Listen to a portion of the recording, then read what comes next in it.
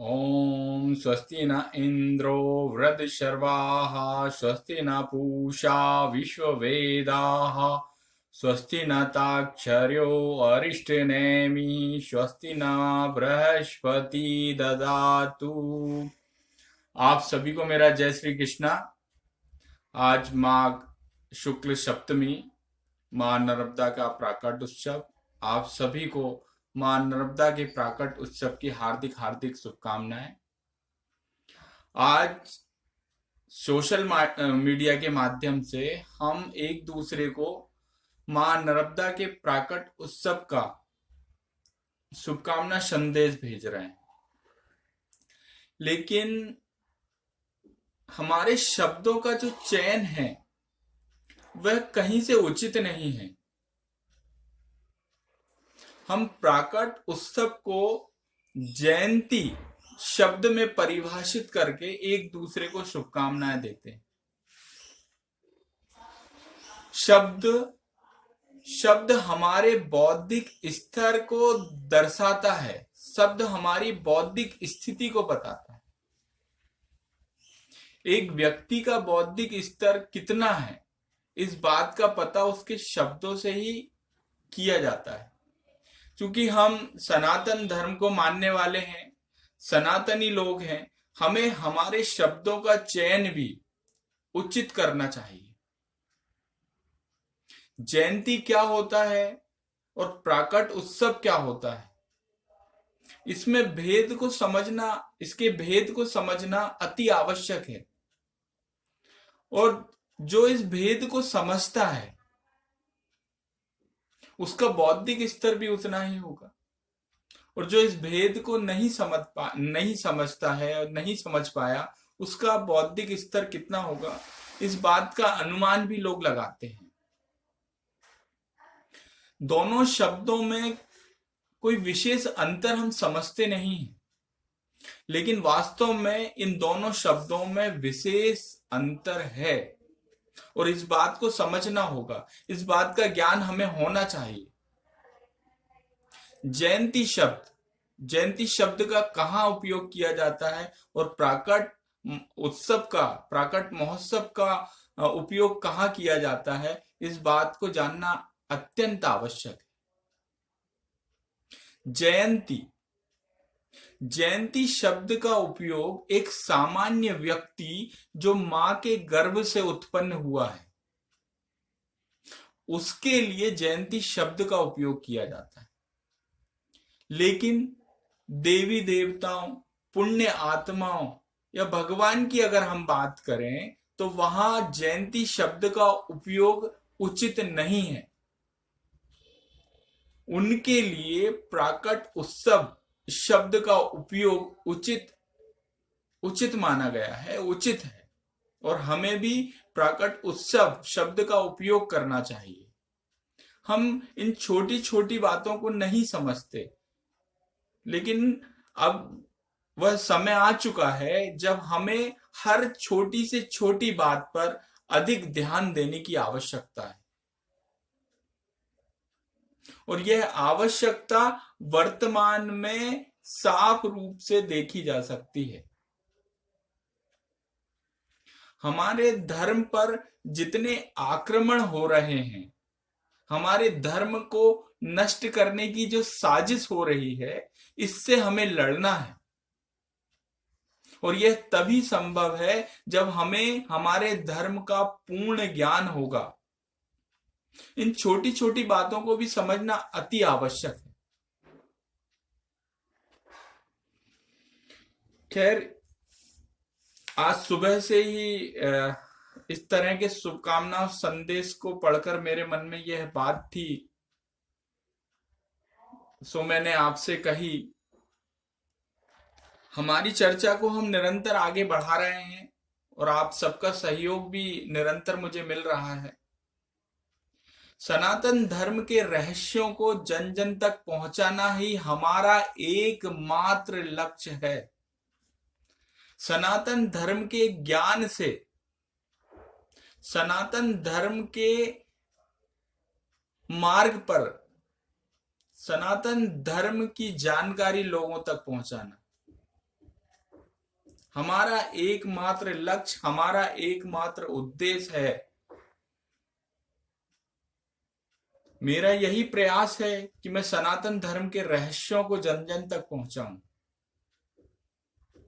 और अपने धर्म को और मजबूती के साथ तैयार कर सकें, खड़ा कर सकें, ताकि आज जितने षड्यंत्र हमारे धर्म पर हो रहे हैं, उन षड्यंत्रों को समाप्त करने की ताकत हर व्यक्ति में होना चाहिए। और यह ताकत हमें हमारा ज्ञान ही देगा। सनातन धर्म की जानकारी होना अत्यंत आवश्यक है। हमारे धर्म पर प्राचीन समय से ही प्रहार चलते आ रहे हैं और इसी का परिणाम है जो आज हम वर्तमान स्वरूप में देख रहे हैं। सनातन धर्म अपने आप में शाश्वत धर्म है, यह कभी नष्ट नहीं हो सकता, लेकिन इसके मूल स्वरूप को हमेशा बनाए रखना हम सभी की जिम्मेदारी है। सनातन धर्म की इस यात्रा में हम अभी वेदों पर चर्चा कर रहे हैं। इसके पहले हमने ऋग्वेद और यजुर्वेद के संबंध में चर्चा की। आज हमारी चर्चा को आगे बढ़ाते हुए हम इसे सामवेद तक ले जा रहे हैं। सनातन धर्म के ग्रंथ श्रुति के अंतर्गत ऋग्वेद, यजुर्वेद, सामवेद और अथर्ववेद आते हैं। श्रुति के अंतर्गत आने वाले ग्रंथों की हम चर्चा कर रहे हैं और आज चर्चा का विषय सामवेद है। सामवेद वास्तव में है क्या? सामवेद अर्थात ऐसा ज्ञान जिसको प्राप्त कर कर इसका अनुसरण करने से हमारे कर्मों में सुधार होता है, हमारे कर्म उचित होते हैं, वह सामवेद है। हमें हमारे कर्मों का सही ज्ञान कहां से प्राप्त होता है? वेदों से प्राप्त होता है। सामवेद अर्थात गतिशीलता, रूपांतरण। सामवेद चारों वेदों में सबसे छोटा वेद है और सबसे महत्वपूर्ण वेद भी सामवेद को ही माना गया है। श्री भागवत गीता में श्री कृष्ण ने स्वयं कहा है और श्री कृष्ण के वाक्य से ही सामवेद की महत्वता को समझा जा सकता है। श्री कृष्ण ने कहा है, वेदा नाम सामवेदो अस्ति, अर्थात मैं वेदों में सामवेद हूं। इसी बात से सामवेद के महत्व को समझा जा सकता है। सामवेद चारों वेदों में सबसे छोटा और सबसे महत्वपूर्ण वेद है। इस वेद में ऋग्वेद, यजुर्वेद और अथर्ववेद की ऋचाओं को सम्मिलित किया गया है। सामवेद में कुल 1875 मंत्र हैं और इन मंत्रों को यज्ञ के समय गाया जाता है। सामवेद के मंत्रों का गायन यज्ञ के समय होता है। शाम अर्थात गायन। भारतीय संगीत, भारतीय नृत्य कला, भारतीय वादन कला, इन सब का जनक, इन सब की उत्पत्ति सामवेद से हुई है।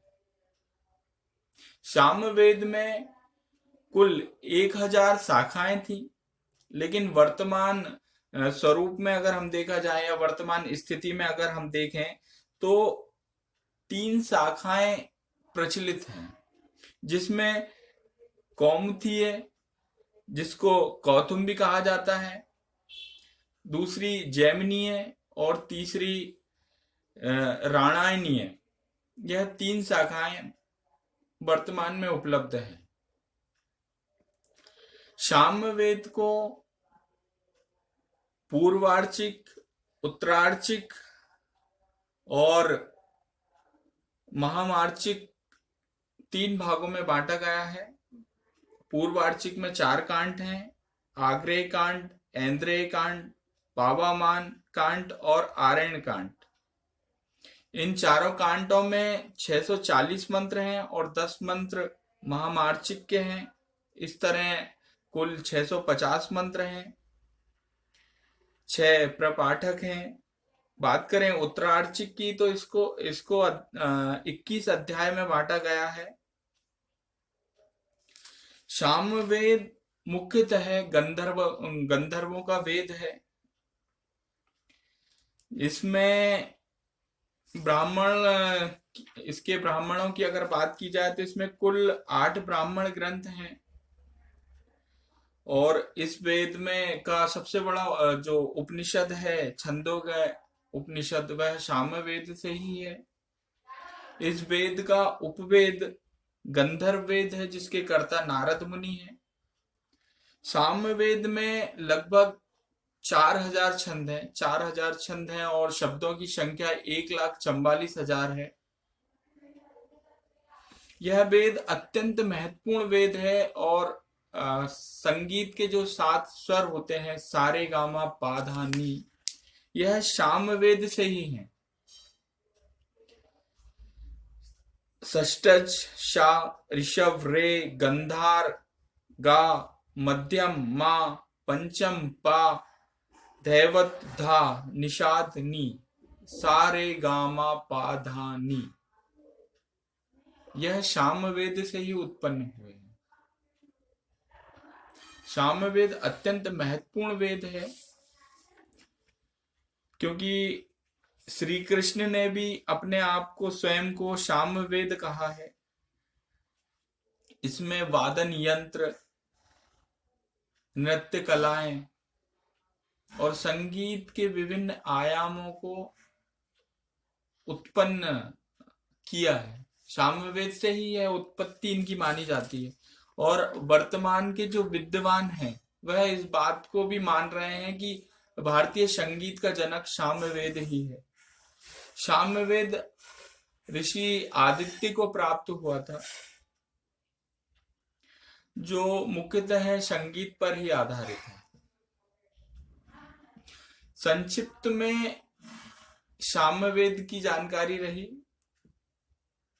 हमारे धार्मिक ग्रंथों को हमारे जीवन में अपनाना अत्यंत आवश्यक है क्योंकि बिना धार्मिक ग्रंथों के हमारा जीवन एक श्रेष्ठ जीवन नहीं हो सकता। एक श्रेष्ठ जीवन के लिए हमारे जीवन में धर्म को धारण करना पड़ेगा और धर्म को धारण करने के साथ हमें हमारे धर्म ग्रंथों की बातों का अनुसरण करना चाहिए। तभी हमारा जीवन एक श्रेष्ठ जीवन कहा जा सकता है।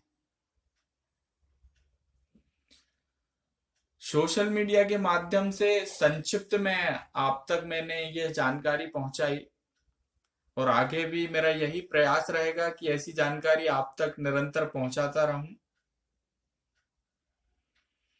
एक बार फिर से मां नर्मदा के प्राकट उत्सव की आपको हार्दिक हार्दिक शुभकामनाएं। और अब जितने भी प्राकट उत्सव आए, कृपया उन महोत्सवों पर जयंती शब्द का प्रयोग ना करें। अभी हनुमान जयंती लोग कहते हैं, यह भी उचित नहीं है। प्राकट उत्सव कहें, जयंती शब्द का उपयोग ना करें। कहाँ जयंती शब्द का उपयोग करना है, कहाँ प्राकट महोत्सव शब्द का उपयोग करना है, इस बात को आप भली भांति समझें और इसका अनुसरण करें। आज के लिए इतना ही, आगे फिर आपसे चर्चा होगी। सभी को मेरा जय श्री कृष्णा।